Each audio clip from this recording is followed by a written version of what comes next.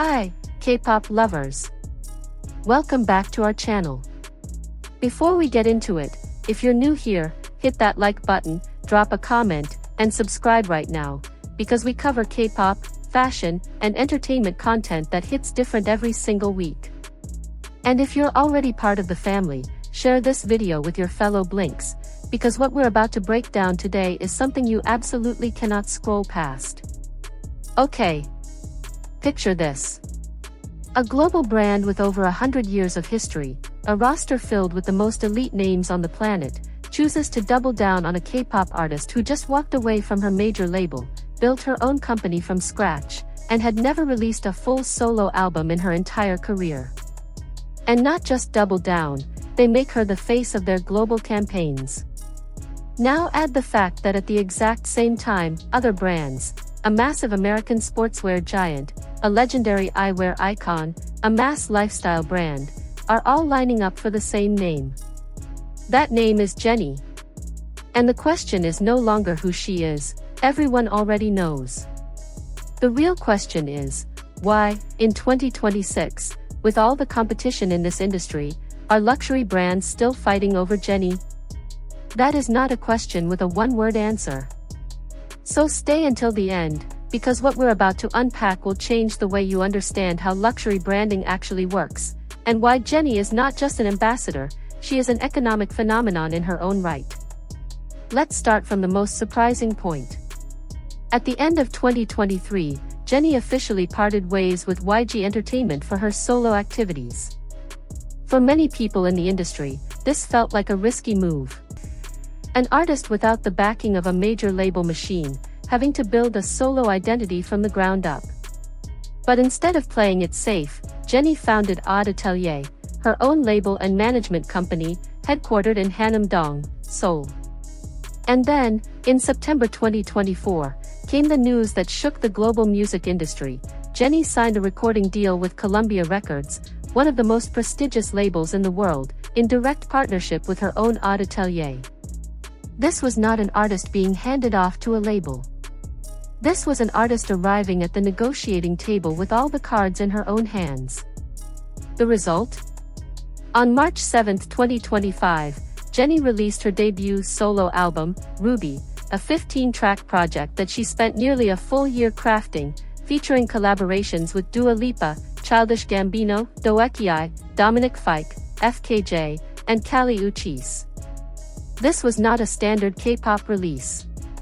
This was a full artistic statement from a woman determined to introduce herself to the world as Jennie Ruby Jane, a complete, fully realized person. She co-produced with El Guincho, Diplo, and Mike Will Made It. She wrote her own lyrics. And the results? Ruby sold over 1 million copies globally in its first week, entered the top 10 in 19 countries including the United States, debuted at number 3 on the UK Albums Chart, becoming the highest charting album by a K-pop female soloist in UK chart history, and was named one of the best albums of 2025 by both Rolling Stone and Billboard. And that was just the beginning.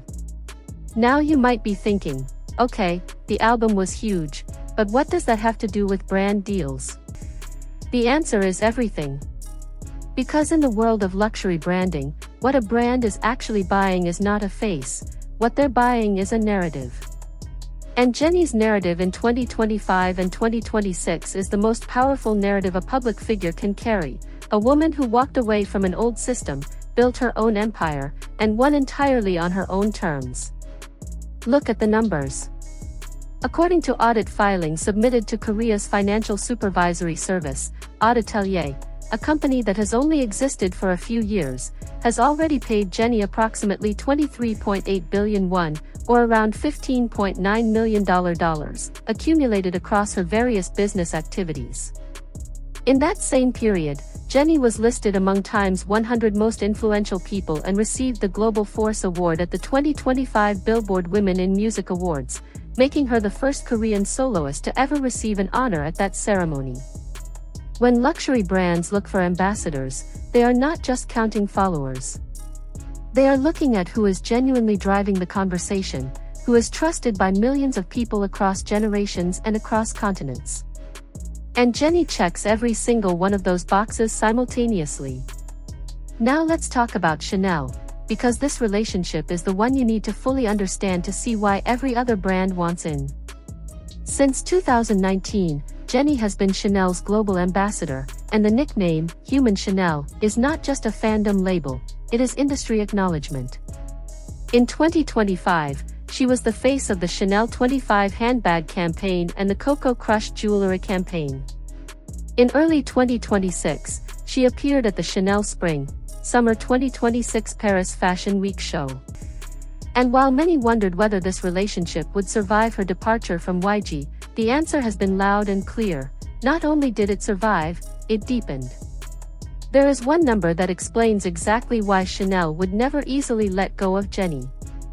In 2025, Chanel Korea, where Jennie is the primary face, recorded a milestone fiscal year with sales crossing 2 trillion won, approximately $1.4 billion, a 9% year-on-year increase. In a luxury industry facing pressure across multiple markets, 9% growth is not an ordinary statistic. That is hard proof that the investment in Jennie delivers measurable, real-world returns. But hold on, that is only the first chapter. Because if Chanel represents the long, deep relationship, then what is happening in 2026 shows that every other brand refuses to be left behind. In April 2026, Jennie was officially announced as the global brand ambassador for Ray-Ban, a collaboration that had been building ever since her viral appearance at the Ray-Ban pop-up in Seongsadong, Seoul in September 2025, where the sunglasses she wore sold out across China within hours. The Ray-Ban campaign featuring Jennie plays into her signature 90s aesthetic, retro feminine cat eyes, wrap shields, deep red accents. And in April 2026, they also dropped the Ray-Ban Meta Blazer optics alongside several exclusive silhouettes as part of the collaboration. Meanwhile, Adidas Originals placed Jennie as the star of their Global Superstar Spring 2026 campaign, titled The Next Chapter of the Original Icon, Superstar, positioning her alongside Kendall Jenner and Samuel L. Jackson. Think about that for a second, a Korean artist sitting at the same table as names that have dominated Western fashion for decades. And we are still not done.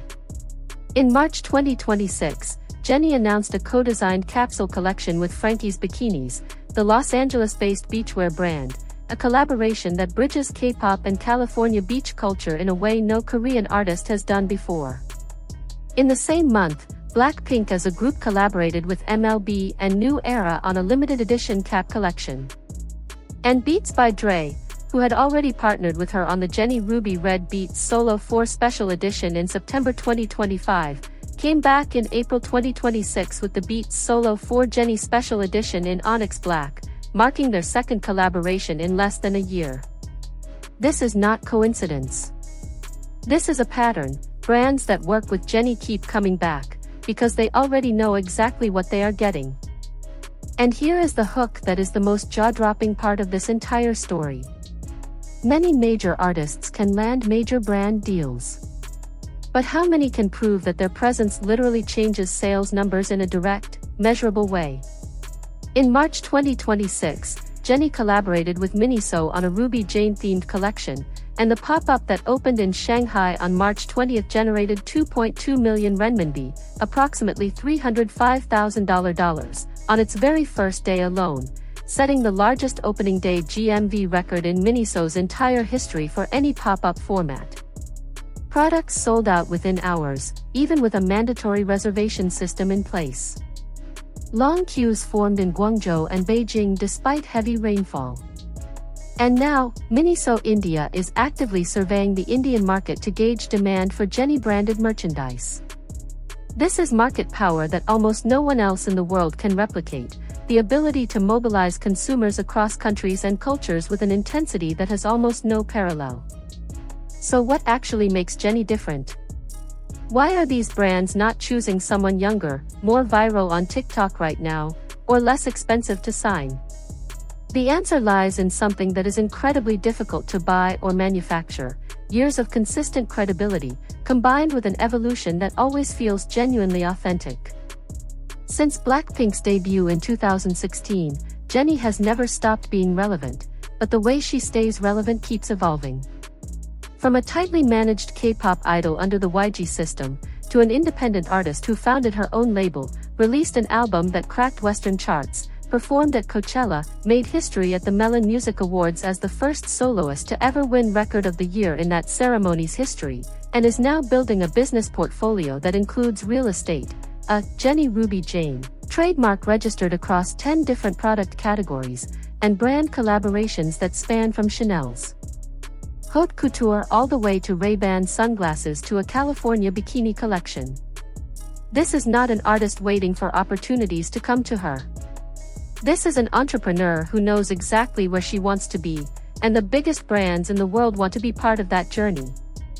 Ray-Ban described it perfectly when they said they chose Jennie because of her unforced take on luxury, an approach to prestige that is never manufactured, never transactional, never feels like a forced endorsement. And that quality is what every luxury brand is desperately searching for and almost never finds. A brand can buy reach. A brand can buy visibility. But they cannot buy the organic trust that comes from millions of people genuinely believing that Jennie's choices are her own real choices. And that is what keeps them fighting over her. In 2026, Jennie is no longer just a K-pop artist who happens to have a lot of brand deals.